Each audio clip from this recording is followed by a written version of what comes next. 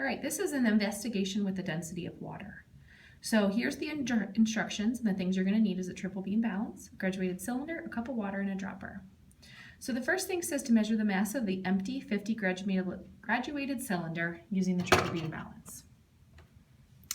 So we're going to try our 100, too heavy, try our 10, not enough.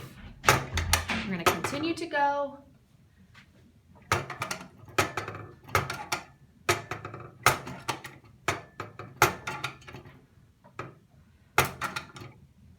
Okay, back one. So we have our mass of our empty graduated cylinder.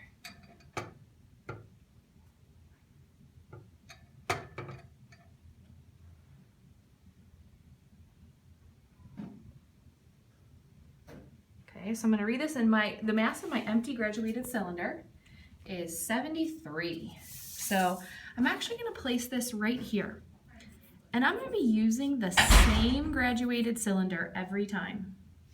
So I'm going to record this for every one of my trials. And now what I'm going to do is I'm going to put a certain amount of liquid in my graduated cylinder, and then I'm going to measure the mass. So I'm going to pour in 10 milliliters of water, and I poured a little too much. So I'm going to use my dropper to get some of that water out.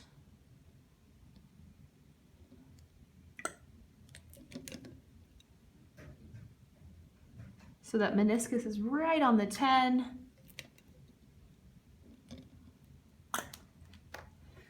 And place it back up and measure the mass again. Obviously my mass is going to be more than 73.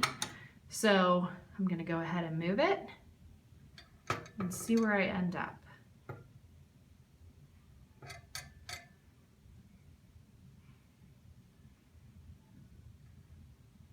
Okay, so now I'm at 83 grams.